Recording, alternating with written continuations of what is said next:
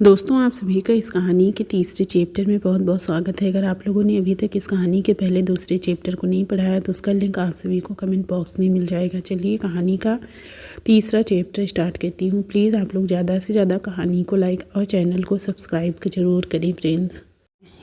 इस कहानी में आप लोगों ने अभी तक देखा कि अभिजीत आराध्या को रुद्राक्ष और राशि के अंडर काम करने के लिए कहते हैं और अभिजीत आराध्या को रुद्राक्ष के पास जाकर रुद्राक्ष को असिस्ट करने के लिए कहते हैं। अब आगे आराध्या रुद्राक्ष के कैबिन के बाहर पहुंचती है और दरवाज़ा नॉक करती है। अंदर से आवाज़ आती है, यस कम इन। आराध्या कैबिन के अंदर जाती है और रुद्राक्ष अपने चेयर को दूसरी तरफ पलटकर हाथ में मिहिका की तस्वीर लिए बैठा था।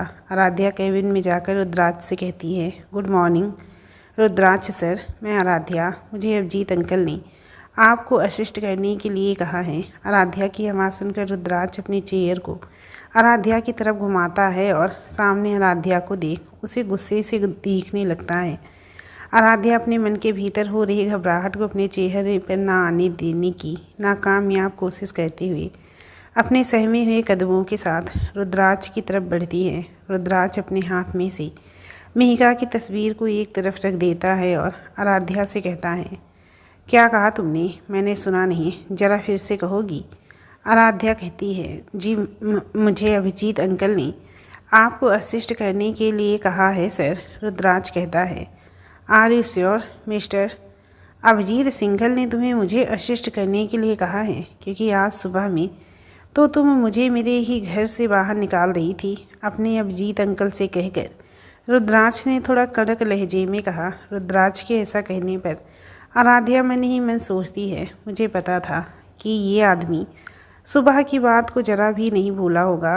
और फिर अपने मन में उठ रहे डर के भाव को शांत कर रुद्राक्ष से कहती है, सॉरी सर, मुझे नहीं पता था कि आप अभिजीत अंकल के बेटे हैं, क्योंकि ये अभिजीत अंकल ने रात को मुझसे आपके बारे में कोई जिक्र नहीं किया था, इसीलिए मुझे लगा कि आप कोई बाहरी व्यक्ति हैं। आराध्या ने नज़र झुकाते हुए कहा और अपने जिस तरीके से मुझसे बात की कान्हा जी की आरती को लेकर, इसीलिए मुझे भी ज़रा सा गुस्सा आ गया था और मैंने आपको बिना जाने दो बातें सुना दी।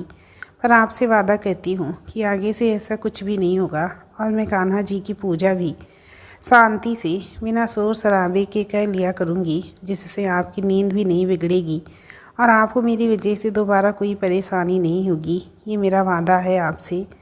आराध्या की बात सुनकर रुद्राक्ष कुछ पल के लिए शांति से अपनी चेयर पे बैठा बिना एक शब्द बोले आराध्या की तरफ एक नज़र से देखता है। फिर अपनी चेयर से उठ वो धीरे धीरे आराध्या की ओर अपनी कदम बढ़ाता है। रुद्राक्ष के कदम जैसे जैसे आराध्या की तरफ बढ़ रहे थे वैसे वैसे आराध्या के दिल की घबराहट बढ़ रही थी और डर के मारे वो अपने कदम पीछे की ओर कहती है और मन ही मन सोचने लगती है, आखिर चल क्या रहा है इस रुद्राक्ष के दिमाग में। रुद्राक्ष आराध्या के बिल्कुल नज़दीक आकर खड़ा हो जाता है।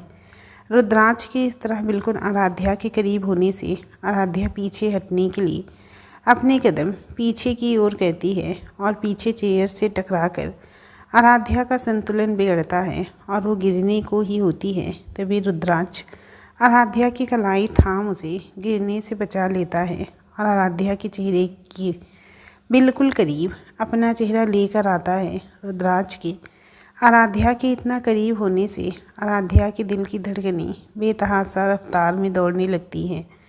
रुद्राक्ष अभी भी आराध्या की कलाई अपने हाथ में थामे हुए था। रुद्राक्ष आराध्या की आंखों में आंखें डालकर अपने रोबीले स्वर में कहता है, क्या कहा तुमने मुझसे कि तुम वादा करती हो? आज तो कह दिया, फिर दोबारा मेरे सामने इस वादा शब्द का जिक्र भी मत करना। मुझे किसी के वादे पे एतबार नहीं रहा। ये शब्द मेरे दिलो दिमाग में चुभन पैदा करता है। कोई था जिसने जन्मों जन्मों तक साथ निभाने का वादा किया था, पर इस जन्म में ही अपना वादा नहीं निभा सका और मुझे अकेला इस दुनिया में तड़प कर जीने के लिए हमेशा के लिए छोड़ मुझसे दूर चला गया। ऐसा कहते हुए रुद्राक्ष के दिल का दर्द उसकी आंखों में उतर आया था।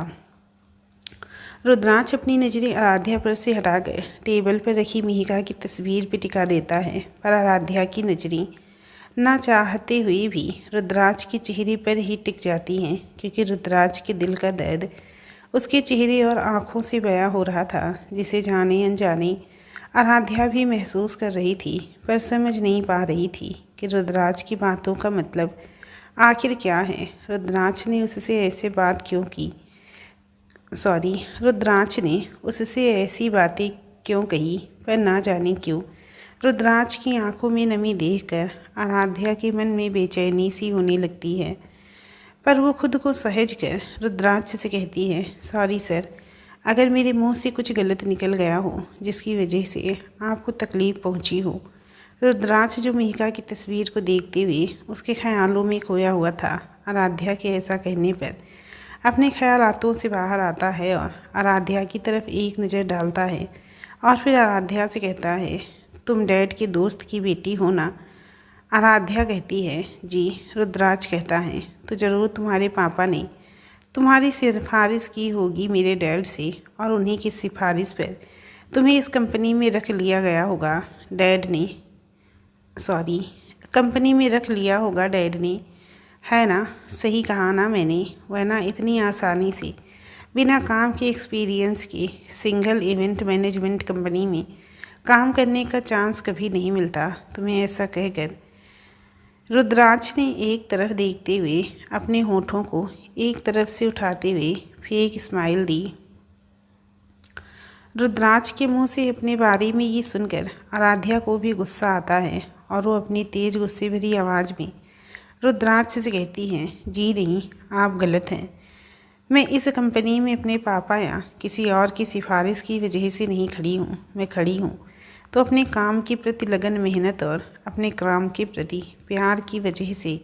और अभिजीत अंकल ने मुझसे कहा है कि अगर मैं अपने काम में 100% देती हूँ तो ही वो मुझे इस कंपनी में परमानेंट करेंगे। तो आइंदा से अपने मन में मेरे लिए कोई गलत सोच मत बना लीजिएगा। आराध्या की बात सुनकर रुद्राज भी अपने बेबाक अंदाज में अपने होठों को खोने से उठाते हुए झूठी मुस्कान लिए कहता है, तुम मेरे लिए इतनी इम्पोर्टेंट भी नहीं हो कि मैं अपने मन में तुम्हारा ख्याल भी लाऊं। और तुम्हें देखकर मुझे नहीं लगता कि तुम इस कंपनी से ज़्यादा दिन टिक पाओगी। आराध्या भी पूरे कॉन्फिडेंस के साथ कहती है, ये तो वक्त ही बताएगा सर। रुद्राज भी गुस्से में टेबल पर पड़ी 2 फाइलें उठाता है और आराध्या के हाथ में थमाते हुए कहता है, ये दोनों फाइलें गौर से पढ़ लेना। एक में कंपनी के रूल्स और रेगुलेशन लिखे हुए, उसे अच्छे से पढ़कर समझ लेना, और दूसरी में मिनिस्टर जगत चौहान की बेटी की शादी में होने वाली सभी इवेंट की डिटेल है। शाम को तुम मेरे साथ जगत चौहान के घर चलोगी उनसे मिलने। तब तक के लिए मुझे बिल्कुल भी डिस्टर्ब मत करना, समझी? Now you go. ये कहकर रुद्राज आराध्या को कैबिन के बाहर की तरफ उंगली दिखाते हुए आंखों से इशारा करते हुए बाहर जाने के लिए कहता है। आराध्या भी रुद्राज की तरफ बेरुखी से देखकर बिना एक पल देरी किए फाइलों को अपने हाथ में थाम दरवाजे से होते हुए कैबिन से बाहर चली जाती है। आराध्या को जाता हुआ देखकर रुद्राज मन ही मन कहता है, तुम इस कंपनी में ज़्यादा दिन टिक नहीं पाओगी आराध्या। रुद्राज अपनी नज़रें दरवाजे पर से हटाकर खिड़की पर आकर खड़ा हो जाता है और मिहिका को याद करते हुए कहता है, क्या हुआ? अगर तुम नहीं तो तुम्हारा ये दीवाना तुम्हारी यादों के सहारे ज़िंदगी काट लेगा मिहिका, पर कभी ज़िंदगी जी नहीं पाएगा। ऐसा कहते हुए रुद्राज के चेहरे पे दर्द भरी मुस्कान तैर जाती है और रुद्राज टेबल पर से मिहिका की तस्वीर को उठाकर उस पर अपना हाथ फेरते हुए कहता है, जिसने मोहब्बत में अपने महबूब को खुदा कर दिया, खुद ने अपने वजूद को बचाने के लिए उनको जुदा कर दिया। आराध्या अपने डेस्क के सामने चेयर पर बैठी मिस्टर जगत चौहान की बेटी की शादी में होने वाले सभी इवेंट की डिटेल फाइल में अपनी नज़रें दौड़ा कर देख रही थी, जिसे रुद्राज ने उससे करने को कहा था। फाइल को पढ़ते हुए सहज रूप से ही आराध्या के मन में रुद्राज का ख्याल आता है कि ये आदमी हमेशा इतना उखड़ा उखड़ा क्यों रहता है। जब देखो तब सुबह बिना वजह की कान्हा जी की आरती करने पे भड़क गया और अब उसने कैबिन में वादा जैसे शब्द पर गुस्से से लाल पीला हो गया।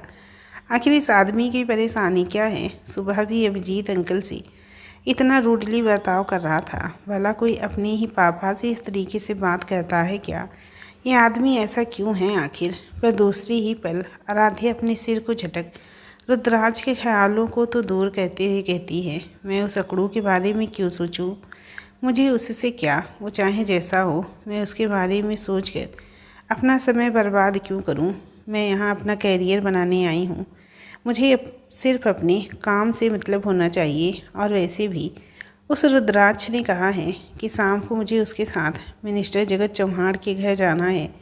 इसीलिए अच्छा यही होगा कि मैं फ़ाइल की सारी डिटेल को अच्छे से पढ़ लूँ ताकि गलती की कोई गुंजाइश न बचे और उस रुद्राज को मुझे बिना वजह सुनाने का मौका न मिले। ऐसा कहकर आराध्या इन ख्यालातों को अपने जहन से निकाल वापस फाइल में मौजूद डिटेल पर अपनी नज़रें गड़ा देती है। शाम के 6 बजे के करीब आराध्या अपने डेस्क पे बैठी कंपनी में होने वाले अलग अलग इवेंट की जानकारी ले रही थी। तभी रुद्राज आराध्या के डेस्क के पास आया और कहता है, ये फाइल छोड़ो और जल्दी से ऑफिस के बाहर पहुंचो। हमें जगत चौहान के घर जाने के लिए अभी निकलना है। ऐसा कहकर रुद्राज आराध्या का जवाब सुने बिना ही ऑफिस से बाहर फुर्ती से निकल जाता है। रुद्राज के इस तरह के बिहेव से आराध्या मन ही मन कहती है, अकड़ू। और फिर डेस्क पर अपना हैंड बैग उठा रुद्राज के पीछे पीछे ऑफिस से बाहर निकल जाती है। रुद्राज पार्किंग में से अपनी कार निकाल कर कार को लेकर मेन गेट पर पहुंचता है जहां आराध्या उसका इंतज़ार कर रही थी। रुद्राज अपनी कार ले जाकर आराध्या के ठीक सामने खड़ी कर देता है। आराध्या जल्दी से कार के पीछे वाला मेन गेट खोल जाती है। तभी रुद्राज तेज आवाज़ में उससे कहता है, तुम्हें मैं क्या तुम्हारा ड्राइवर नज़र आ रहा हूँ? आराध्या भी तुरंत जवाब देती है, मैंने ऐसा कब कहा? रुद्राज कहता है, तो फिर जाकर पीछे क्यों बैठ रही हो? यहाँ आगे की सीट पर आकर बैठो। आराध्या भी बेरुखी से जवाब देते हुए कहती है, जी सर। ये कहकर आराध्या रुद्राज के पास आगे वाली सीट पर जाके बैठ जाती है और अपनी सीट बेल्ट लगा लेती है। रुद्राज भी कार स्टार्ट करता है। रुद्राज की कार मुंबई की सड़कों पर दौड़ रही थी और मुंबई की सड़कों पर लोगों की गाड़ियों का शोरगुल था, पर कार के अंदर सन्नाटा पसरा हुआ था। रुद्राज और आराध्या दोनों ही चुप थे। आराध्या को चुप रहना पसंद नहीं था और उससे ये चुप्पी बर्दाश्त नहीं हो रही थी, पर वो रुद्राज के गुस्से और स्वभाव को देखते हुए चुप ही बैठी थी। पर जब आराध्या से ये शांति बर्दाश्त नहीं होती है तो वो अपना हाथ बढ़ाकर कार में एफएम चालू कर देती है जिसमें गाना बजने लगता है। वो कुछ ऐसा कर कमाल हो जाए कि तेरा हो जाऊं। मैं किसी और का हूँ फ़िलहाल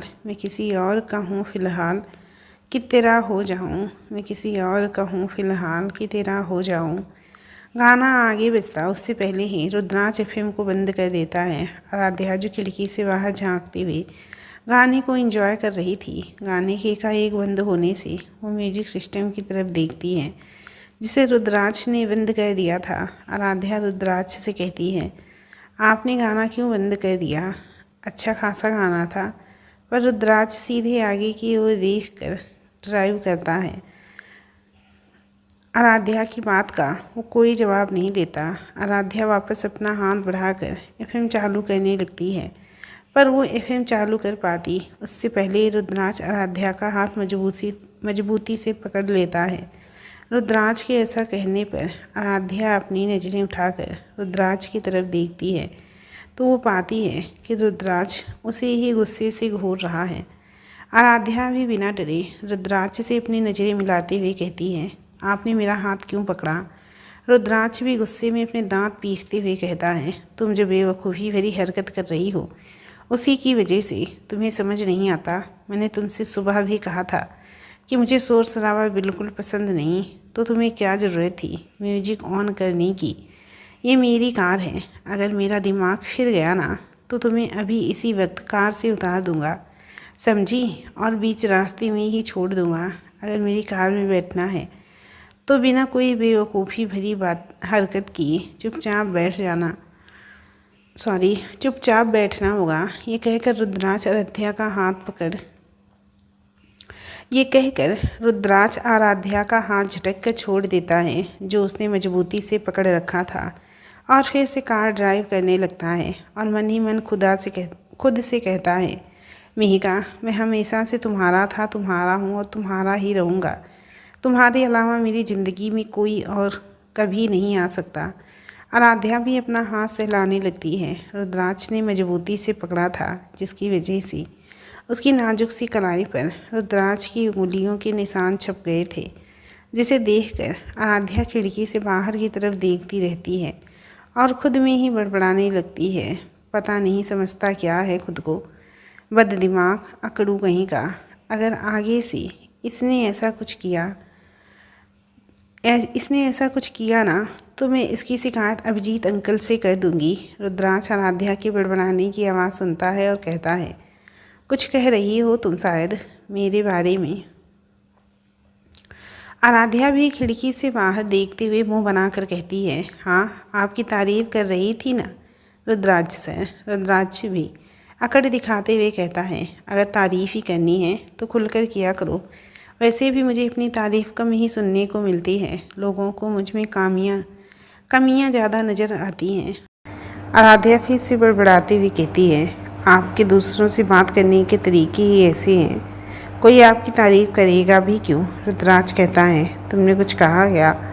आराध्या भी दूसरी ओर देखकर अपने होठों को एक तरफ से उठाकर मुंह बनाते हुए कहती है, जी सर, आपकी तारीफ़ कर रही थी। फिर से इस बार आराध्या की बात सुनकर रुद्राज के होठों पे हल्की सी स्माइल उभर आती है, जो ज़्यादा देर तक तो टिक नहीं पाती। पर रुद्राज खुद भी नहीं जानता था कि उसके चेहरे पे ये मुस्कुराहट कितने दिनों बाद आई थी। रुद्राज और आराध्या कुछ देर बाद मिनिस्टर जगत चौहान के घर पहुंच जाते हैं और रुद्राज आराध्या का इंट्रोडक्शन मिस्टर जगत चौहान से करवाते हुए कहता है कि ये मिस आराध्या हैं, हमारी कंपनी की न्यू एम्प्लॉई। ये मेरी असिस्टेंट है। ये मुझे आपकी बेटी की शादी में होने वाली सभी इवेंट्स में असिस्ट करने वाली हैं। आप जो भी ज़रूरी बदलाव फंक्शन में करना चाहते हैं और जो स्पेशल टच देना चाहते हैं, उन सब की डिटेल आराध्या को दे दीजिए, वो नोट कर लेंगी।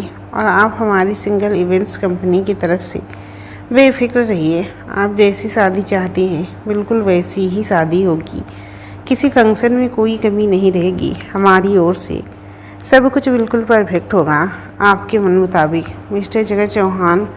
रुद्राज की बात सुनकर मिस्टर जगत चौहान कहते हैं, I know mister Rudras Singhal कि सब कुछ परफेक्ट होगा। सिंघल इवेंट मैनेजमेंट कंपनी अपने काम की वजह से ही तो जानी जाती है, इसीलिए तो मैंने अपनी बेटी की शादी के सारे फंक्शन की जिम्मेदारी आपकी कंपनी को सौंपी हुई है।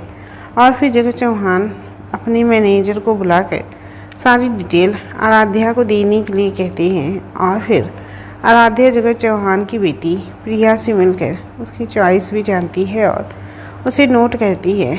उसके बाद आराध्या और रुद्राज कार में बैठकर घर जाने के लिए निकलते हैं। तभी रुद्राज के फ़ोन पर किसी का फ़ोन आता है और वो कार को लेकर घर की ओर जाने की बजाय पुलिस स्टेशन की तरफ निकल पड़ता है और कार को ड्राइव करते हुए कुछ ही देर में पुलिस स्टेशन के बाहर आकर रोक देता है। आखिर रुद्राज आराध्या को कार में ही रुकने का बोल खुद कार से निकल पुलिस स्टेशन के अंदर चला जाता है। रुद्राज की यूँ इस तरह अचानक पुलिस स्टेशन आने से आराध्या मन ही मन सोचने लगती है, रुद्राज पुलिस स्टेशन क्यों आया है? आखिर बात क्या है? कुछ पल भी तो नहीं, कुछ कह भी तो नहीं सकती, क्योंकि बताने वाले तो रुद्राज छसर है नहीं। अब कार में बैठकर उनका इंतज़ार करने के अलावा और कोई ऑप्शन भी नहीं है। मुझे तो लगता है ज़रूर इन्होंने गुस्से में आकर किसी आदमी को मार पीट दिया होगा, वरना इतनी देर शाम को यूँ अचानक पुलिस स्टेशन आने की ज़रूरत नहीं पड़ती। ये कहकर आराध्या अपना सिर कार की सीट से सटाकर अपनी आंखें बंद कर आराम करने लगती है। रुद्राक्ष पुलिस स्टेशन के अंदर पहुंचकर सीधा इंस्पेक्टर सिंधे के पास जाता है, जहां जाकर कहता है, इंस्पेक्टर बताओ क्या हुआ है, तुम्हें मिहिका के बारे में कुछ पता चला, जल्दी बताओ। रुद्राक्ष कड़क लहजे में पूछता है। इंस्पेक्टर सिंधे रुद्राक्ष को देखकर अपनी कुर्सी से खड़े होते हुए कहते हैं, मिस्टर रुद्राक्ष सिंघल, पहले यहाँ बैठिए, फिर बैठकर शांति से बात करते हैं। ये कहकर इंस्पेक्टर सिंधे अपनी एक हवलदार से कहकर 2 कप चाय मंगवाते हैं। रुद्राक्ष कहता है, इंस्पेक्टर मैं यहाँ बैठने या तुम्हारी चाय पीने नहीं आया हूँ। जिस काम के लिए तुमने मुझे फ़ोन किया था और जिस काम के लिए मैं यहाँ आया हूँ उस बारे में बात कहते हैं इंस्पेक्टर सिंधे। इंस्पेक्टर सिंधे कहता है, जी मिस्टर सिंघल, पर पहले आप शांत हो जाइए। इंस्पेक्टर सिंधे के ऐसा कहने पर रुद्राक्ष अपनी गुस्से भरी नज़रों से इंस्पेक्टर सिंधे की तरफ देखता है, जिसे देखकर इंस्पेक्टर सिंधे भी थोड़ा डर जाता है। पुलिस इंस्पेक्टर अपनी सहमी हुई आवाज़ के साथ कहता है, मिस्टर रुद्राक्ष, अब आप अपनी पत्नी मिहिका सिंघल के मिसिंग केस को बंद करवा दीजिए। इंस्पेक्टर सिंधे आगे कुछ बोलता उससे पहले ही रुद्राक्ष उस पर बरस पड़ता है, पर क्यों इंस्पेक्टर, केस क्यों बंद करना है? मैं तुम्हें पैसे दे रहा हूँ समय से, और केस के इन्वेस्टिगेशन के लिए तुम्हें और भी जितनी कीमत चाहिए मैं तुम्हें देने के लिए तैयार हूँ, पर यह केस बंद नहीं होना चाहिए। रुद्राक्ष के गुस्से को देखते हुए इंस्पेक्टर सिंधे अपनी सहमी हुई आवाज़ में कहता है, मिस्टर सिंघल, मैं आपकी बात को समझ रहा हूँ, पर अभी इस केस को और इन्वेस्टिगेशन करने के से कुछ हासिल नहीं होगा। इस केस में सभी इन्वेस्टिगेशन पूरी हो चुकी है, कुछ भी बाकी नहीं रहा। मैं खुद अपनी टीम के साथ शिमला गया था और वहाँ के पुलिस इंस्पेक्टर खन्ना के साथ मिलकर हादसे वाली जगह की पूरी तरीके से छानबीन की है, और इस तरीके की छानबीन में आपके कहने पर पहले भी कर चुका हूँ, और इस केस से जुड़ी हर बारीकी को करीबी से परखा है मैंने, पर कुछ खास नहीं लगा। जिस पहाड़ी पर से मिहिका मैडम की कार गिरी थी वो पहाड़ी काफ़ी ऊंचाई पर मौजूद है। वहाँ से गिरकर किसी की जिंदा बचने की कोई गुंजाइश हो ही नहीं सकती, और कार जिस जर्जर हालत में मिली थी उसे देखकर कोई भी अंदाज़ा लगा सकता था कि इसमें मौजूद व्यक्ति की मौत निश्चित है। और पहाड़ी के नीचे जो जंगल था वो काफ़ी घना था, जो जंगली जानवरों से भरा पड़ा है। इसकी पूरी संभावना है कि मिहिका मैडम की लाश को जंगली जानवरों ने अपना शिकार बना दिया हो, इसीलिए शायद वहाँ की लोकल पुलिस को मिहिका मैडम की लाश ना मिली हो। इंस्पेक्टर की बात सुनकर रुद्राक्ष वहीं पास ही पड़ी चेयर पर निढाल होकर गिर पड़ता है और फिर खुद को संभाल कर इंस्पेक्टर सिंधे से बोलता है, ये भी तो हो सकता है ना इंस्पेक्टर, कि मिहिका एक एक्सीडेंट में घायल हो गई हो और कोई उसे अपने साथ ले गया हो, इसीलिए तुम्हें और तुम्हारी पुलिस को मिहिका ना मिली हो। रुद्राक्ष की बात सुनकर इंस्पेक्टर सिंधे रुद्राक्ष के पास आकर रुद्राक्ष को पानी का गिलास देते हुए कहते हैं, मिस्टर रुद्राक्ष, मैं आपकी भावनाओं को समझता हूँ कि आप अपनी पत्नी से बहुत प्यार करते हैं, इसीलिए आप इस सच्चाई को स्वीकार नहीं करना चाहते, पर आपकी पत्नी जिंदा बच गई होती और जिंदा होती तो अब तक आपसे कांटेक्ट करने की कोशिश ज़रूर की होती, क्योंकि इस घटना को पूरे 2 साल बीत चुके हैं और इन 2 सालों में आपको मिहिका मैडम का कोई भी कॉल नहीं आया। इसका मतलब वो इस दुनिया में ही नहीं है। इसीलिए मुझे आपसे माफ़ी मांगते हुए बड़े ही अफसोस के साथ कहना होगा कि मुझे इस केस को अब बंद करना होगा। सॉरी मिस्टर रुद्राक्ष। इंस्पेक्टर की बात सुनने के बाद रुद्राक्ष कुछ देर वहीं कुर्सी पर निःशब्द होकर बैठा रहता है, जैसे उसे खुद का कोई भान ही नहीं हो, जैसे वो खुद भी अंदर से मर चुका हो, बस उसका शरीर ही शेष बचा हो। उसे अपने आसपास लोगों की मौजूदगी का कोई एहसास नहीं था। रुद्राक्ष अपनी गर्दन नीचे झुकाए बैठा रहता है और निस्वार्थ अपनी आँखों के पलकों को झुकाकर 2 आंसू की बूंदें अपने चेहरे पर लुढ़का देता है। रुद्राक्ष बाहर से जितना शांत नजर आ रहा था, उसके मन के भीतर उतना ही शोर मचा हुआ था जिसे वो अपने दिल में दबाए बैठा था, पर उसका गुस्सा कब किस पर फूट पड़े ये कोई नहीं जानता। इंस्पेक्टर शिंदे को इस बात का एहसास था क्योंकि वो रुद्राज को पिछले 2 सालों से जानते थे, पर रुद्राज के करीब जाकर उससे कुछ कहने की हिम्मत इंस्पेक्टर शिंदे नहीं जुटा पा रहा था। कुछ देर बाद रुद्राज अपनी नीचे झुकी गर्दन उठाता है और सामने टेबल पर पड़ा कांच का गिलास अपने हाथ में उठाकर उसे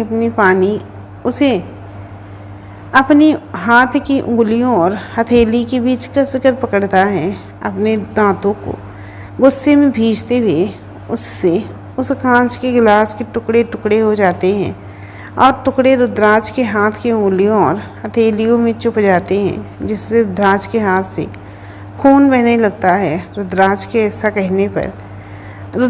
ऐसा करने पर आसपास मौजूद सभी पुलिस वालों की नज़र रुद्राज की ओर ही देखने लगती है, पर कोई कुछ कह नहीं पाता। केवल इंस्पेक्टर शिंदे रुद्राज के पास आकर कहते हैं, मिस्टर सिंघल, आपने ये क्या किया? आपके हाथ से खून बह रहा है। आपको ऐसा नहीं करना चाहिए था। इंस्पेक्टर शिंदे के ऐसा कहने पर रुद्राज एक नज़र इंस्पेक्टर शिंदे पर डालता है, फिर कुर्सी से उठकर आंखों में अंगारा लिए गुस्से के साथ पुलिस स्टेशन से बाहर निकल जाता है। रुद्राज अपनी कार के पास आकर गुस्से से कार का गेट खोलकर कार में बैठ जाता है। रुद्राज के आने की आहट से आराध्या, जो कार की सीट सटाकर आंखें बंद कर बैठी थी,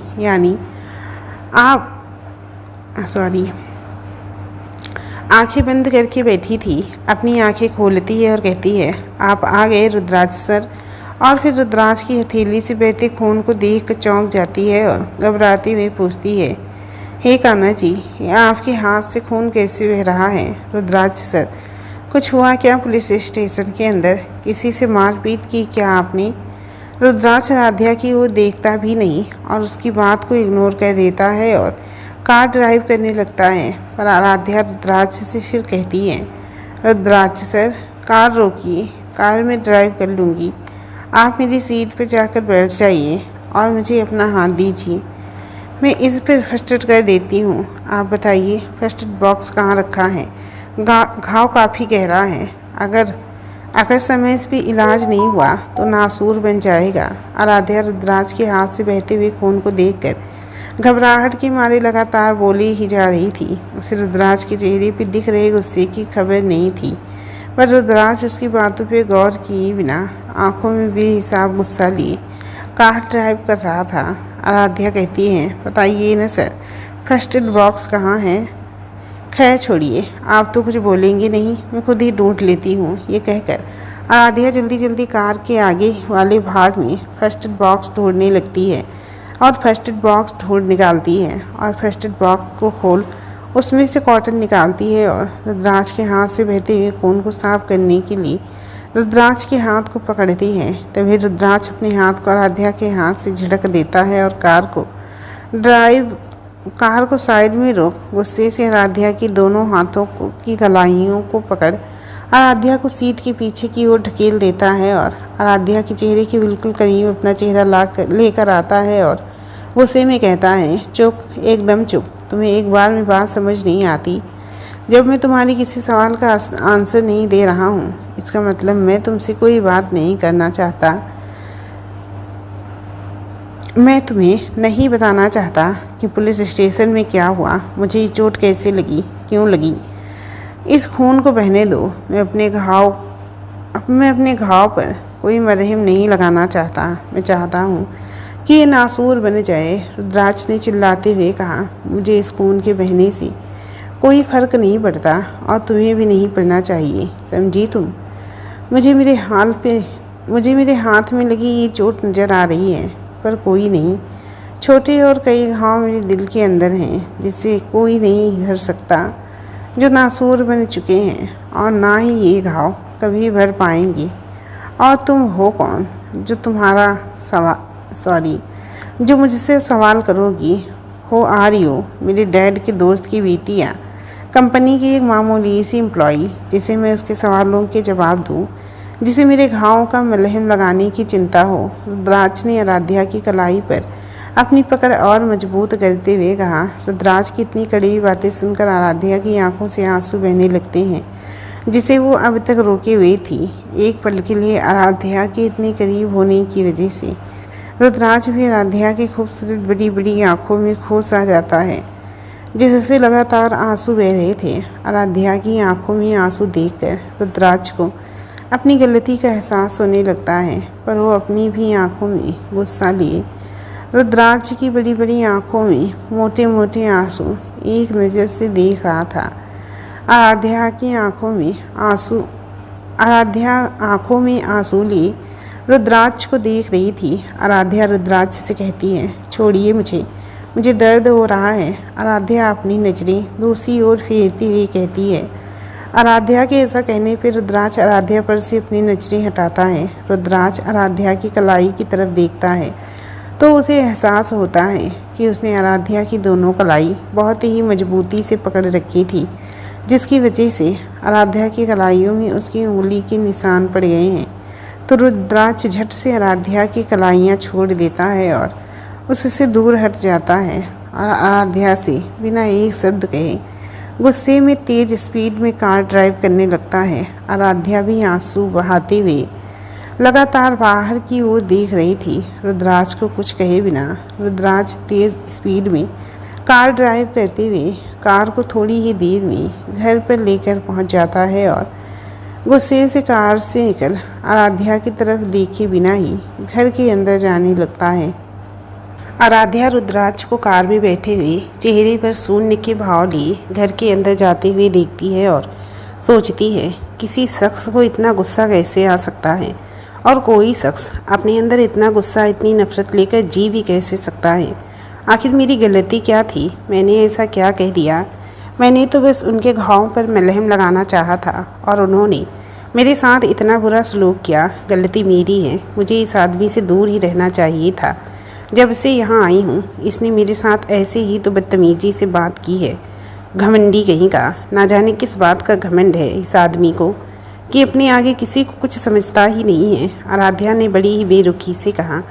आराध्या देखती है कि रुद्राज घर के अंदर जा चुका है तो वो भी कार से निकल घर के अंदर जाने लगती है और जैसे ही वो घर के अंदर जाती है तभी रुद्राज की मॉम रूपाली और बहन राशि और अभिजीत आराध्या की तरफ सवालिया नज़र से देखते हैं। आराध्या उन सभी को अपनी तरफ ही सवालिया नज़रों से देखते देख आराध्या समझ जाती है कि ज़रूर सभी रुद्राज की वजह से उसे यूँ देख रहे हैं। आराध्या उन सभी से कुछ कहते उससे पहले ही रुद्राज की मोम रूपाली भागकर आराध्या के पास आती हैं और घबराते हुए आराध्या से पूछती हैं, आराध्या रुद्राज को क्या हुआ? उसके हाथ से खून क्यों बह रहा है? उसकी किसी से कोई लड़ाई हुई है क्या? और उसने अपने हाथ पर पट्टी क्यों नहीं करवाई? आराध्या कुछ बोलती इतने में राशि भी आराध्या के पास आकर कहती है, हाँ आराध्या बताओ ना क्या हुआ है रुद्राज के साथ? वो तो हम सबको बिना बताए गुस्से में सीधा अपने कमरे में चला गया, तुम बताओ। अभिजीत कहते हैं, अरे आप दोनों आराध्या से इतने सवाल एक साथ करेंगी तो वो जवाब कैसे दे पाएगी? आप दोनों शांत हो जाइए, तब ना जाकर आराध्या कुछ बता पाएगी, इसीलिए आप दोनों आराध्या को बोलने का मौका दें। अभिजीत की बात सुनकर रूपाली और आशी शांत हो जाती हैं और आराध्या की तरफ देखने लगती हैं। आराध्या रूपाली जी से कहती है, आंटी जी रुद्राज सर और मैं मिनिस्टर जगत चौहान से मिलने के बाद पुलिस स्टेशन गए थे। शायद पुलिस स्टेशन से रुद्राज सर को किसी का कॉल आया था और रुद्राज सर मुझे कार में ही रुकने का कहकर पुलिस स्टेशन के अंदर गए थे और जब वापस आए तो उनके हाथ में ये चोट लगी हुई थी और वो काफ़ी गुस्से में थे। जब मैंने उनसे उनकी चोट पर पट्टी करनी चाहिए तो उन्होंने गुस्से में मुझे मना कर दिया और मुझे पट्टी नहीं करने दी। इसके अलावा पुलिस स्टेशन के अंदर उनके साथ क्या हुआ मुझे उस बारे में कुछ नहीं पता। मैंने उनसे पूछा भी पर उन्होंने कुछ भी नहीं बताया। ये कहकर आराध्या रुद्राज ने जो उनके साथ बर्ताव किया था उसे अपने जहन में याद करने लगी। आराध्या की बात सुनकर अभिजीत गुस्से में कहते हैं, रूपाली आपके बेटे ने कसम खा रखी है वो ऐसे ही खुद को चोट पहुंचाता रहेगा और खुद भी तकलीफ़ झेलेगा और साथ साथ में सभी घर वालों को भी अपनी हरकतों से तकलीफ़ पहुंचाता रहेगा। रूपाली जी कहती हैं, प्लीज़ आप रुद्र को बाद में कोस लीजिएगा अभिजीत जी, पर इस वक्त मेरा बेटा तकलीफ़ में है। मैं फ़िलहाल रुद्र के ख़िलाफ़ कुछ भी सुनना नहीं चाहती। राशि कहती है, प्लीज़ मॉम डैड इस वक्त ये सब बातें छोड़िए और ये वक्त ये सब बातें करने का नहीं है। आराध्या कहती है, राशि दी, आप जाकर देखिए ना रुद्राज सर को, शायद आपकी बात सुन ले और पट्टी करवा ली। राशि कहती है, वैसे आर्यन और मोहित गए हैं, पर रुद्राज अपने रूम का गेट लॉक करके बैठा है। तुम ठीक कह रही हो आराध्या, शायद मेरे कहने पे रुद्राज दरवाज़ा खोल दे और कुछ बता भी दे। आखिर पुलिस स्टेशन में ऐसा क्या हुआ है जो वो इतने गुस्से में हैं। आराध्या कहती है, जी राशि दी। आराध्या और राशि दोनों ऊपर रुद्राज के कमरे की तरफ जाती हैं।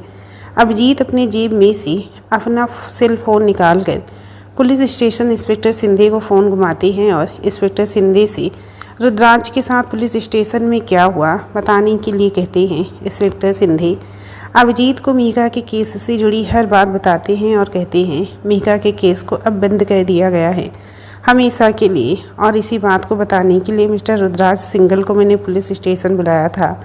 इंस्पेक्टर सिंधे की बात सुनकर अभिजीत फ़ोन काट देते हैं और कहते हैं, मीका मीका मीका, इस लड़के को अपनी दुनिया से जा चुकी अपनी पत्नी की इतनी फिक्र है अभी भी। अपनी पत्नी मीका से जुड़ी हर बात इसके लिए इतनी मायने रखती है कि उसके लिए खुद को चोट पहुंचाने से पहले खुद के बारे में एक पल भी नहीं सोचता। बस फिक्र नहीं है तो अपने परिवार की और परिवार के लोगों की, कि उसे तकलीफ़ में देखकर उसके परिवार को कितनी तकलीफ़ पहुंचती है। उसके डैड और उसकी मॉम के दिल पे क्या बीतती है। पता नहीं ये लड़का कभी अपने गम से बाहर उभर पाएगा भी या नहीं, अपनी मीका को भुला पाएगा भी या नहीं। ऐसा कहते हुए अभिजीत के चेहरे पे एक मायूसी सी छा जाती है। दूसरी ओर रुद्राज के कमरे के बाहर मोहित और रुद्राज का छोटा भाई आर्यन रुद्राज के कमरे का दरवाज़ा खटखटात कर रुद्राज से दरवाज़ा खोलने की गुहार लगा रहे थे, पर अंदर से रुद्राज की ओर से कोई प्रतिक्रिया नहीं मिल रही थी। तभी वहाँ पे राशि और आराध्या भी पहुँच जाती हैं। राशि आकर कहती है, आर्यन, रुद्राज ने अब तक दरवाज़ा नहीं खोला। आर्यन कहता है, कहाँ दी, दरवाज़ा खोलना तो दूर, हमारी किसी बात का आंसर भी तो नहीं दे रहे रुद्र भाई तो। मोहित कहता है, बस एक बार रुद्र दरवाज़ा खोल दे और अपने घाव पे पट्टी करवा ली, उसके बाद चाहे वो फिर से खुद को कमरे में बंद कर ले और किसी से बात ना करे। राशि कहती है, हाँ मोहित, मुझे भी फिक्र है, तो बस रुद्राज की चोट की, कहीं गुस्से में खुद को और भी नुकसान ना पहुंचा दे रुद्र। आर्यन कहता है, वैसे आराध्या दी, आप तो रुद्राज भाई के साथ ही थी ना, डैड ने बताया था, तो आप तो जानती ही होंगी भाई ने आखिर ऐसा क्यों किया। आर्यन के कहने पे आराध्या आर्यन को सारी बातें बताती है और कहती है, आर्यन, आखिर ऐसे क्यों हैं आपके भाई, आप कितने खुशमिजाजी वाले हैं जो हमेशा खुश रहते हैं और दूसरों को भी खुश रखते हैं। दूसरी ओर आपके भाई हैं जो 24 घंटे बस उनके चेहरे पे गुस्सा ही नज़र आता है। उनसे तो बात करने में भी मुझे डर लगता है, पता नहीं कब अपने गुस्से से अगले इंसान की जान ही निकाल दें। आर्यन कहता है, आराध्या दी, आप भाई के बारे में ऐसा इसीलिए कह रही हैं क्योंकि आप रुद्र भाई को पहले से जानती नहीं हैं। भाई हमेशा से ऐसे नहीं थे, वो तो हमेशा हंसते मुस्कुराते रहते थे और हमेशा दूसरों को भी खुश रखते थे। इस सिंगल मेंशन की रौनक हुआ करते थे मेरे रुद्र भाई। पर जब से आर्यन आगे कुछ कहता उससे पहले ही राशि बात को पलटते हुए कहती है, ये वक्त ये सब बातें करने का नहीं है, हमें रुद्र से दरवाज़ा खुलवाने पर ध्यान देना चाहिए। ये कहकर राशि और आर्यन रुद्र से दरवाज़ा खोलने को कहकर दरवाज़ा खटखटाते हैं। तभी अचानक से रुद्राज दरवाज़ा खोलता है। रुद्राज के दरवाज़ा खोलते ही आराध्या जल्दी से रुद्राज के कमरे के दरवाजे पर से हटकर तुरंत अपने रूम का दरवाज़ा खोल अपने कमरे में चली जाती है, जिसे रुद्राज भी जाते हुए एक नज़र देख लेता है। आराध्या का कमरा रुद्राज के कमरे के ठीक पास वाले कमरे को छोड़कर दूसरा कमरा ही था। रुद्राज भी जाते हुए एक नज़र आराध्या को देख लेता है, पर तुरंत अपनी नज़र आराध्या पर से हटाकर राशि, आर्यन और मोहित से कहता है, आप लोग क्यों कब से दरवाज़ा खटखटा रहे हैं? कुछ देर के लिए मुझे अकेला क्यों नहीं छोड़ देते? आप लोगों को समझना चाहिए, अगर मैं दरवाज़ा नहीं खोल रहा हूँ इसका मतलब मैं कुछ देर अकेले रहना चाहता हूँ। ये कहकर रुद्राज फिर से दरवाज़ा बंद करने लगता है। तभी मोहित रुद्राज को रोकते हुए कहता है, हमें कोई प्रॉब्लम नहीं है, अगर तुम अकेले रहना चाहते हो तो, पर प्लीज़ पहले अपने घाव पर पट्टी करवा लो, देखो कितना खून बह रहा है। प्लीज़ पहले पट्टी करवा लो, फिर हम सभी तुम्हें अकेला छोड़ देंगे।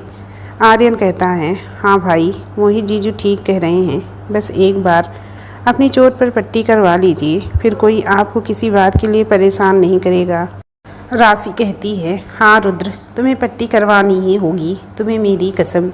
रुद्राज कहता है, दी आप भी ना, ठीक है, आप अंदर आकर पट्टी कर लीजिए, पर इसके बाद आप में से कोई मुझे परेशान नहीं करेगा। रुद्र के कहने पे राशि, मोहित और आर्यन रुद्राज के कमरे में जाते हैं और आर्यन अलमारी में से फर्स्ट एड बॉक्स निकालता है और राशि को देता है। राशि फर्स्ट एड बॉक्स खोलकर उसमें से ट्यूब निकालती है और रुद्राज के घाव पर लगाती है और पट्टी करती है। इसके बाद आर्यन, मोहित और राशि रुद्राज की तरफ देखने लगते हैं कि रुद्राज उन्हें कुछ बताए कि आखिर उसके साथ हुआ क्या है। रुद्राज उन सभी को अपनी तरफ हुए देखता पाकर कहता है, मैं जानता हूँ कि आप सभी जानना चाहते हैं कि आखिर हुआ क्या है, पर मैं कुछ भी बताने के मूड में नहीं हूँ फ़िलहाल, तो प्लीज़ आप सभी जाइए यहाँ से। रुद्राज की बात सुनकर सभी वहाँ से जाने लगते हैं। तभी वहाँ पर रूपाली जी खाने की प्लेट लेकर आती हैं और कहती हैं, मैं जानती हूँ रुद्र बेटा, मैं तुमसे कुछ पूछूंगी तो तुम कुछ भी नहीं बताओगे, तो इस बारे में बात करने का कोई फ़ायदा ही नहीं। बस तुम्हारे लिए ये खाना लाई थी, खा लेना, क्योंकि मैं जानती हूँ तुम नीचे नहीं आओगी खाने के लिए। ये कहकर रूपाली जी खाने की प्लेट रुद्राज के पास रखकर उसके चोट लगी हथेली को अपने हाथ में लेकर आंखों में आंसू लिए ममता भरा चुम्बन करती हैं और फिर वहाँ से उठकर जाते हुए सभी से कहती हैं, चलिए सभी नीचे और खाना खा लीजिए, मैं आराध्या को बुला कर आती हूँ। थोड़ी देर बाद सभी नीचे डाइनिंग टेबल पर साथ बैठकर डिनर करते हैं और सभी सोने के लिए अपने कमरे में चले जाते हैं। आराध्या भी डिनर करने के बाद सीढ़ियों से होते हुए ऊपर अपने कमरे में जाने लगती है और जाते जाते रुद्राज के कमरे के बाहर रुककर सोचती है, रुद्राज सर ने डिनर किया भी होगा या नहीं। फिर खुद से कहती है, मुझे इससे क्या करना हो तो करें, वरना ना करें। वैसे भी ये आदमी तो मुझसे सीधे मुंह बात भी नहीं करता, फिर मैं इनके बारे में क्यों सोचूं। और आज तो जो इन्होंने कार में मेरे साथ बुरा बर्ताव किया है, उसके बाद तो मुझे इनसे कभी बात भी नहीं करनी चाहिए। ये कहकर अपना सिर झटक कर सोने के लिए अपने कमरे में चली जाती है। आराध्या अपने कमरे में बेड पर लेटी हुई थी, तभी उसे किसी के गाने की आवाज़ सुनाई देती है और वो खुद से ही कहती है, इतनी रात को गाना कौन गा रहा है, आवाज़ तो बालकनी की तरफ से आ रही है। ये कहकर आराध्या अपने बेड से उठकर बालकनी की तरफ जाती है। आराध्या बालकनी में जाती है और देखती है कि रुद्राज अपने कमरे की बालकनी में हाथ में गिटार लिए गाना गा रहा था। रुद्राज अपनी आंखें मूंद कर मदहोश होकर गाना गा रहा था। उसे ख्याल ही नहीं था कि आराध्या अपने कमरे की बालकनी में खड़ी उसे ही देख रही है और रुद्राज के गाने को सुन आराध्या तो रुद्राज की ओर टकटकी लगाकर देखते हुए गाना सुनने में मंत्रमुग्ध हो जाती है, क्योंकि रुद्राज के गाने की आवाज़ में आराध्या एक दर्द महसूस कर रही थी, जो ना चाहते हुए भी आराध्या को रुद्राज की तरफ खींच रहा था, जिससे आराध्या रुद्राज से उसकी कार में की गई हरकत की वजह से नाराज़ होते हुए भी खुद को रुद्राज के गाने को सुनने से रोक नहीं पाई। गाने के बोल कुछ इस प्रकार थे, क्या हुआ तेरा वादा, वो कसम वो इरादा, भूलेगा दिल जिस दिन तुम्हें, वो दिन ज़िंदगी का आखिरी दिन होगा। क्या हुआ तेरा वादा, वो कसम वो इरादा। गाना ख़त्म हो जाता है, पर आराध्या की नज़र रुद्राज पर ही ठहर जाती है। रुद्राज की आंखें अब भी बंद थी, पर आराध्या रुद्राज के चेहरे पे एक दर्द साफ देख सकती थी। पर इस दर्द की वजह क्या है, ये आराध्या समझ नहीं पा रही थी, क्योंकि वो रुद्राज के अतीत से अनजान थी।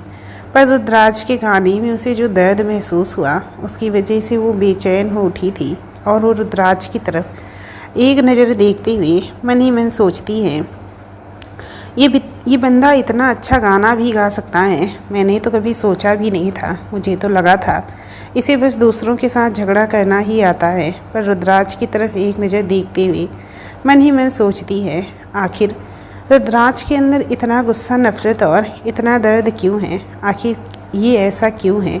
क्या ये शख्स हमेशा से ऐसा था? नहीं, आर्यन ने तो कहा था कि उनके भाई रुद्राज हमेशा से ऐसे नहीं थे और रुद्राज सिंघल मेंशन की रौनक हुआ और रुद्राक्ष सिंघल मेंशन की रौनक हुआ करते थे, तो फिर ऐसा क्या हुआ होगा जिसकी वजह से इन्हें ऐसा बना दिया। आराध्या सोचती है कितना दर्द छुपा है रुद्राक्ष के गाने में, और इतना दर्द किसी इंसान की आवाज़ में तभी महसूस किया जा सकता है जब उसके साथ ज़रूर कुछ बुरा घटित हुआ हो। या ये सोचते हुए आराध्या बालकनी की रेलिंग को अपने दोनों हाथों से पकड़ते हुए रुद्राक्ष की बालकनी की तरफ ही देख रही थी, जो आराध्या की बालकनी से बीच में एक कमरे की बालकनी को छोड़ दूसरी की थी। आराध्या रुद्राक्ष को देख ही रही थी, तभी रुद्राक्ष नीचे देखते हुए अपनी आंखें खोलता है तो उसे महसूस होता है कि कोई उसे देख रहा है। तो वो अपनी नज़रें ऊपर उठाकर देखता है तो उसकी नज़र ठीक आराध्या की बालकनी में पड़ती है, और वो आराध्या को खुद को देखता हुआ देख लेता है। रुद्राक्ष की नज़र जैसे ही आराध्या पे पड़ती है तो आराध्या झींप जाती है और वो तुरंत बालकनी से हट जाती है और जल्दी से बालकनी के शीशे का दरवाज़ा बंद जल्दी से पर्दा लगा लेती है और उस दरवाजे से पीठ लगाकर सहारा लेकर खड़ी हो जाती है। आराध्या के दिल की धड़कनें ऊपर नीचे होने लगती हैं। आराध्या अपने दिल पे हाथ रख धड़कनों को काबू करने की कोशिश करती है और कहती है, जैसे ही रुद्राक्ष ने मुझे देखा मेरे दिल की धड़कनें बढ़ क्यों गई? ज़रूर डर की वजह से। उस रुद्राक्ष का खौफ ही कुछ ऐसा है, याद नहीं कैसे आज कार में मुझे बिना वजह इतना कुछ सुना दिया, तो फिर उससे डर लगना तो लाजमी है। यह आदमी तो मेरी जान लेकर ही छोड़ेगा। इस बात को लेकर सुबह उसने बखेड़ा खड़ा कर दिया तो गलती मेरी ही है। क्या ज़रूरत थी मुझे बालकनी में जाकर उसका गाना सुनने की? ना ही मैं बालकनी में जाती, ना ही गाना सुनती, ना ही उसे देखती, और ना ही वो मुझे देखता।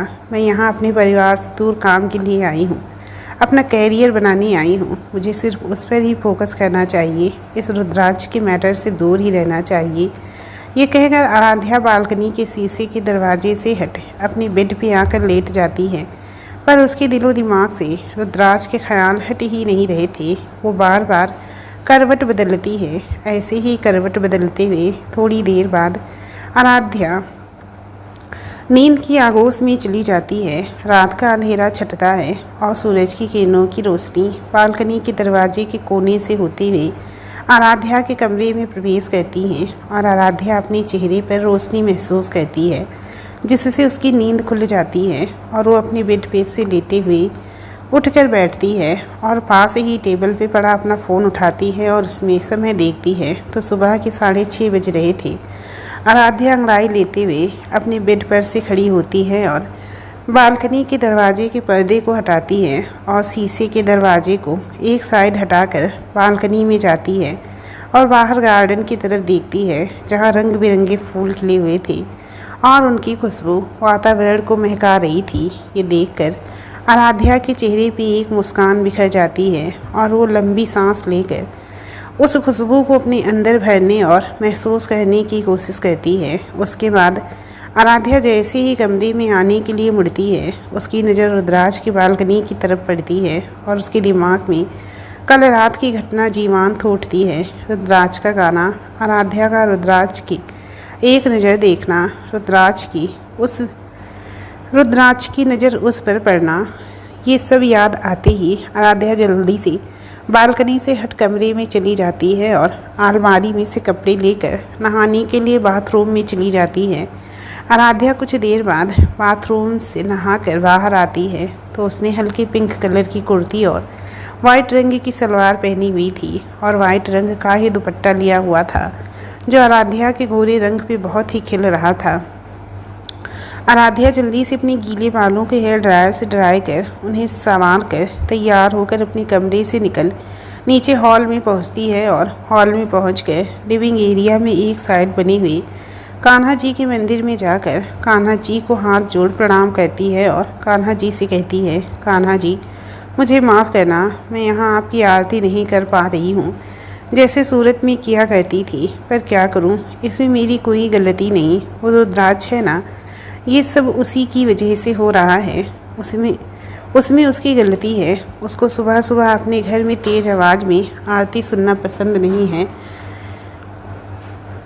उसे ये सब शोर शराबा लगता है, पर खुद देर रात तक गाना बजाना करके दूसरों की नींद खराब करने में माहिर है। खैर छोड़िए, उस रुद्राज का नाम सुबह सुबह अपने मुंह से लेकर अपना मूड ख़राब नहीं करना चाहती। बस आप मुझे आशीर्वाद दीजिए कि मैं ऑफिस में अपना काम अच्छे से कर सकूं और मैं अपने काम में बखूबी कामयाबी हासिल करूं और जल्दी से जल्दी इस घर से निकल खुद के लिए एक अलग घर ले सकूं, जहां अपने मम्मी पापा के साथ और अपने छोटे आरव के साथ रह सकूं और रोज़ सवेरे आपकी आरती अपने हाथों से कर सकूं।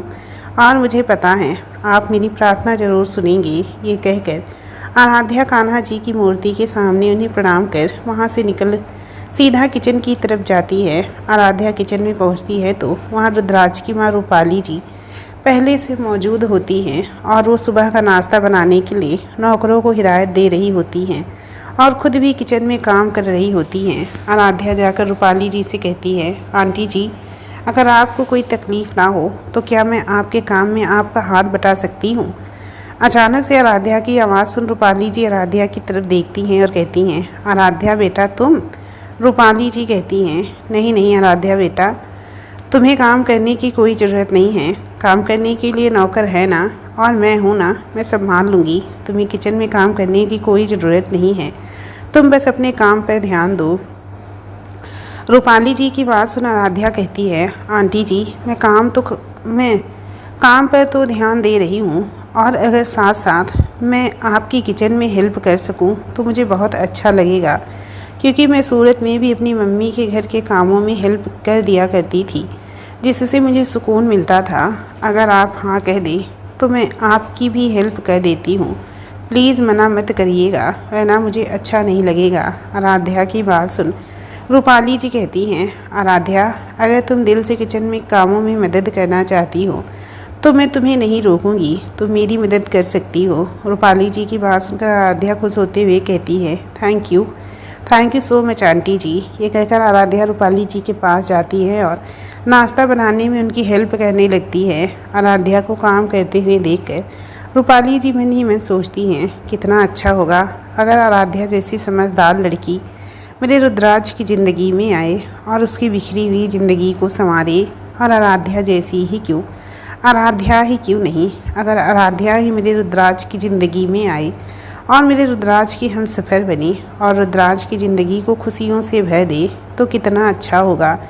पर मैं जानती हूँ मेरा ये ख्याल मेरे तक ही सीमित रहेगा, क्योंकि रुद्राज इस बात के लिए कभी राज़ी नहीं होगा, क्योंकि वो अपनी लाइफ में अपनी पत्नी मिहिका की जगह किसी और को कभी नहीं देगा। रूपाली जी अपने ख्यालों में खोई हुई थी। तभी आराध्या उनसे कहती है, आंटी जी मैंने ये काम कर दिया है, और कुछ काम हो तो बताइए, मैं वो भी कर देती हूँ। आराध्या के ऐसा कहने पर रूपाली जी अपने ख्यालों से बाहर आती हैं और कहती हैं, नहीं बेटा और कुछ नहीं, तुम जाओ, बाकी मैं कर लूँगी। आराध्या कहती है, ठीक है आंटी जी, लगभग नाश्ता तो तैयार हो ही चुका है, मैं जाकर राशिदी, मोहित भैया और आर्यन को बुला लाती हूँ और साथ ही साथ अपने कमरे में जाकर अपना पर्स और अपना फ़ोन भी ले आती हूँ। फिर नाश्ता कर ऑफिस के लिए निकल जाऊँगी। आराध्या की बात सुन रूपाली जी कहती हैं, ठीक है बेटा। आराध्या किचन से बाहर निकल लिविंग एरिया में मौजूद सीढ़ियों से होते हुए ऊपर अपने कमरे में आती है और अपने कमरे से बैग और अपना फ़ोन उठाकर वापस कमरे में से बाहर जाने के लिए पलटती है। तब वो देखती है कि रुद्राज आराध्या के कमरे के दरवाजे से होते हुए अंदर की तरफ उसी की ओर आ रहा है। ये देख आराध्या अभी चिंतित रह जाती है। आखिर रुद्राज आराध्या के कमरे में क्यों आया है, ये जानेंगे अगले चैप्टर में। अगर आप लोगों को कहानी ज़रा सी भी पसंद आ रही हो तो प्लीज़ कहानी को लाइक कर दिया करिए। फ्रेंड्स, आप लोग लाइक भी नहीं करते हैं। इतनी मेहनत करती हूँ आप लोगों के लिए, कहानी लेकर आती हूँ, लेकिन आप लोग लाइक करने में भी कंजूसी करते हैं। तो प्लीज़ आज कंजूसी मत कीजिएगा, लाइक करके ही जाइएगा। चलिए फिर, और हाँ, चैनल को सब्सक्राइब नहीं किया है तो भूलना मत, नीचे जो सब्सक्राइब का बटन है ना, उसको जल्दी से टैप करके बेल आइकन को ऑल पर ज़रूर सेलेक्ट कर दें, ताकि कहानी का कोई भी चैप्टर आप लोगों से ना छूटे।